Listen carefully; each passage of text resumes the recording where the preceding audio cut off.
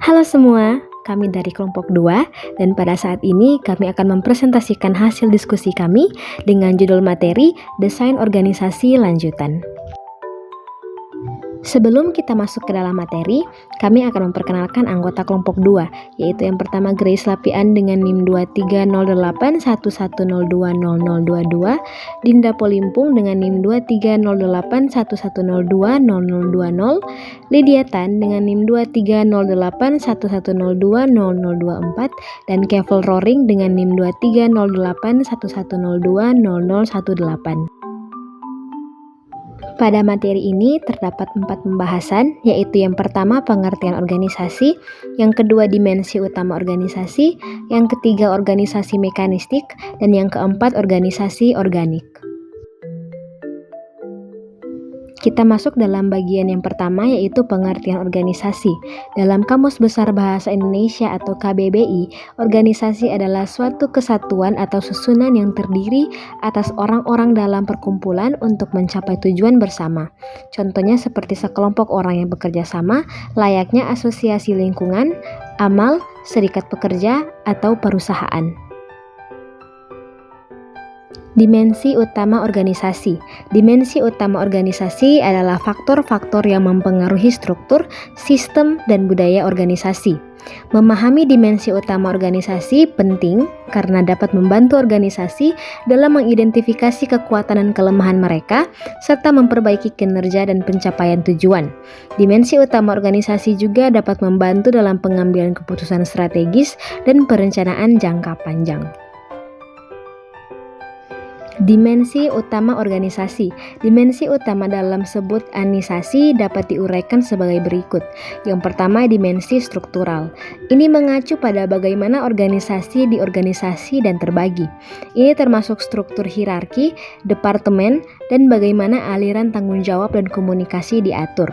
2. Dimensi kultural. Ini mencakup nilai-nilai, norma-norma, dan budaya organisasi. Yang ketiga, dimensi teknologi dan sistem. Ini terkait dengan teknologi yang digunakan oleh organisasi dan sistem yang mendukung operasinya. Ini mencakup perangkat keras, perangkat lunak, dan proses yang digunakan dalam organisasi. Selanjutnya yang keempat ada dimensi manusia. Faktor manusia dalam organisasi termasuk karyawan, keterampilan mereka, dan bagaimana mereka berinteraksi dalam lingkungan kerja. Faktor ini sangat penting dalam mencapai tujuan organisasi. Yang kelima, dimensi strategis. Ini berkaitan dengan visi, misi, dan tujuan organisasi serta strategi yang digunakan untuk mencapainya. Ini mencakup perencanaan jangka panjang dan pengambilan keputusan strategis. Yang keenam, dimensi lingkungan eksternal.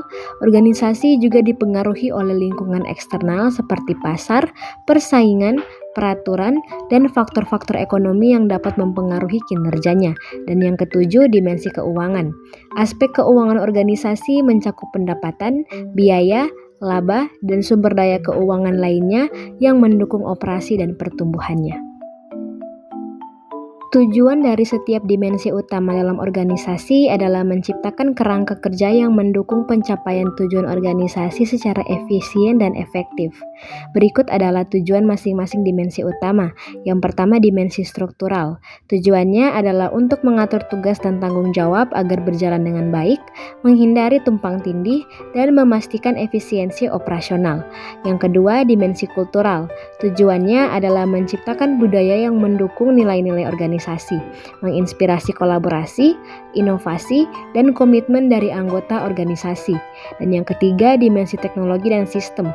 Tujuannya adalah memastikan organisasi memiliki sistem dan teknologi yang memadai untuk mendukung operasi sehari-hari dan memungkinkan adaptasi terhadap perubahan lingkungan.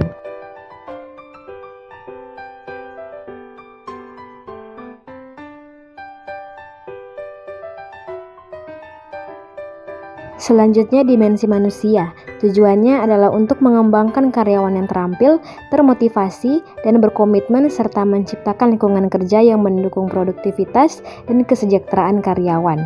Selanjutnya, dimensi strategis. Tujuannya adalah untuk merumuskan visi, misi, dan tujuan organisasi serta mengidentifikasi strategi yang tepat untuk mencapainya. Selanjutnya, dimensi lingkungan eksternal. Tujuannya adalah untuk memantau perubahan lingkungan eksternal dan menyesuaikan organisasi agar tetap relevan dan dapat bersaing. Dan yang terakhir, dimensi keuangan. Tujuannya adalah untuk mengelola sumber daya keuangan organisasi dengan bijak, memastikan keseimbangan antara pendapatan dan pengeluaran, serta mencapai Part 6 of 18 keberlanjutan finansial. Kita masuk dalam organisasi mekanistik, definisi dan karakteristik organisasi. Model organisasi mekanistik yaitu model yang menekankan pentingnya mencapai produksi dan efisiensi tingkat tinggi. Henry Fayol mengajukan sejumlah prinsip yang berkaitan dengan fungsi pimpinan untuk mengorganisasi, dan 4 diantaranya berhubungan dengan pemahaman model mekanistik, yaitu yang pertama, prinsip spesialisasi, sarana terbaik untuk mendayagunakan tenaga individu dan kelompok. Yang kedua, prinsip kesatuan arah. Semua pekerjaan harus dikelompokkan berdasarkan keahlian. Yang ketiga, prinsip wewenang dan tanggung jawab manajer harus mendapat pendelegasian wewenang yang cukup untuk melaksanakan tanggung jawab yang dibebankan kepadanya. Yang keempat, prinsip rantai skalar. Hasil alami dari pelaksanaan ketiga prinsip sebelumnya adalah rantai tingkatan manajer dari peringkat wewenang paling tinggi sampai dengan peringkat paling rendah. Rantai skalar adalah jalur keseluruhan komunikasi vertikal dalam sebuah organisasi. Organisasi mekanistik merupakan salah satu bentuk struktur organisasi yang memiliki karakteristik yang pertama, tingkat hierarki yang lebih tinggi. Organisasi mekanistik cenderung memiliki tingkat hierarki yang lebih dalam dan kuat. Keputusan dan wewenang terpusat pada tingkat manajemen puncak dan komunikasi sering berjalan dari atas ke bawah. Yang kedua, spesialisasi pekerjaan. Pekerjaan di organisasi mekanistik sering dibagi menjadi tugas-tugas yang sangat terpisah dan spesialisasi. Setiap karyawan bertanggung jawab atas tugas tertentu yang sesuai dengan perannya. Dan yang ketiga, ketegasan dalam aturan dan prosedur.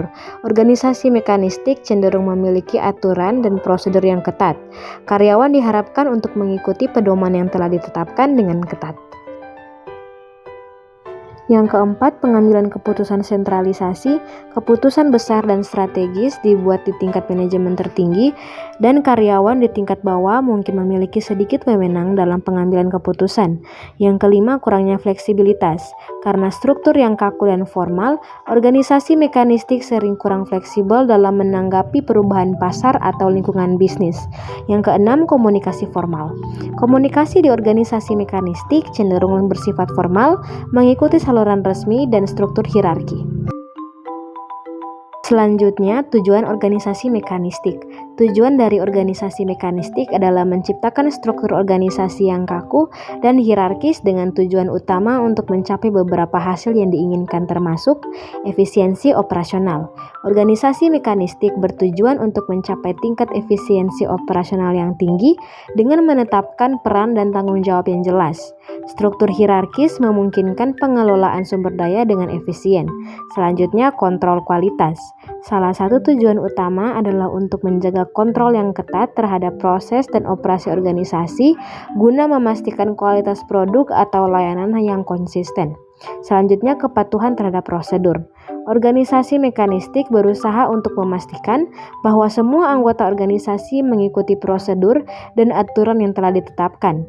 Ini dapat membantu dalam menjaga standar dan kepatuhan. Kita masuk dalam organisasi organik. Definisi dan karakteristik organisasi organik. Model organisasi organik menekankan pada pentingnya mencapai keadaptasian dan perkembangan tingkat tinggi. Desain organisasi ini kurang mengandalkan peraturan dan prosedur, wewenang yang disentralisasikan atau spesialisasi yang tinggi. Desain organisasi yang menimbulkan rasa berharga dan motivasi serta mempermudah keluasan dan keadaptasian biasanya memiliki karakteristik berikut, yaitu desain itu relatif sederhana karena tidak memerlukan spesialisasi, melainkan menekankan kepada peningkatan cakupan pekerjaan. Selanjutnya, desain itu relatif didesentralisasikan karena menekankan pendelegasian wewenang dan peningkatan kedalaman pekerjaan, dan relatif formal sebab menekankan produk dan pelanggan sebagai dasar departementalisasi. Organisasi organik adalah tipe struktur organisasi yang lebih fleksibel, terdesentralisasi, dan responsif terhadap perubahan. Berikut adalah beberapa karakteristik utama dari organisasi organik. Yang pertama, fleksibilitas. Organisasi organik cenderung memiliki struktur yang lebih fleksibel daripada organisasi mekanistik. Mereka dapat dengan mudah menyesuaikan diri dengan perubahan pasar, teknologi, atau lingkungan bisnis. Yang kedua, terdesentralisasi. Keputusan dalam organisasi organik sering dibagi di seluruh tingkatan dan otoritas lebih terdesentralisasi. Ini berarti bahwa karyawan pada tingkatan yang lebih rendah memiliki lebih banyak kewenangan untuk membuat keputusan. Selanjutnya, jaringan komunikasi terbuka.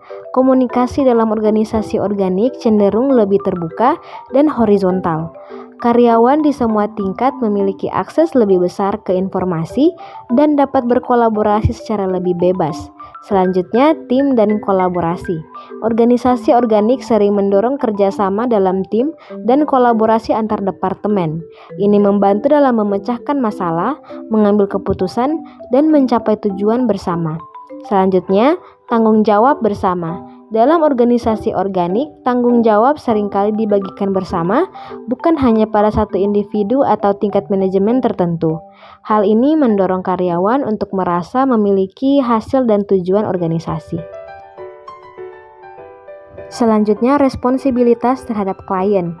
Organisasi organik seringkali lebih fokus pada pelayanan terhadap klien atau pelanggan. Mereka mungkin lebih cepat merespons kebutuhan dan keinginan pelanggan. Selanjutnya, kreativitas dan inovasi. Lingkungan yang lebih terbuka dan kolaboratif di organisasi organik dapat merangsang kreativitas dan inovasi. Karyawan sering didorong untuk berpikir kreatif dan mencoba pendekatan baru. Yang selanjutnya, struktur terbuka. Struktur organisasi organik biasanya lebih terbuka dengan lebih sedikit batasan hierarkis yang ketat. Ini memungkinkan ide dan gagasan untuk mengalir lebih bebas. Selanjutnya, kita masuk dalam tujuan organisasi organik. Tujuan organisasi organik adalah untuk menciptakan struktur organisasi yang lebih fleksibel, responsif, dan adaptif. Beberapa tujuan kunci dari pendekatan organisasi organik meliputi: yang pertama, fleksibilitas, memungkinkan organisasi untuk beradaptasi dengan perubahan pasar, teknologi, dan lingkungan dengan lebih cepat. Selanjutnya, responsivitas, membuat organisasi mampu merespons pelanggan, karyawan, dan stakeholder dengan lebih baik. Selanjutnya, peningkatan kreativitas dan inovasi, mendorong karyawan untuk berkontribusi dengan ide-ide baru dan solusi kreatif. Selanjutnya, kepemimpinan yang didasarkan pada nilai, memfokuskan pada nilai-nilai inti organisasi dan membiarkan keputusan dibuat oleh mereka yang memiliki pengetahuan terbaik.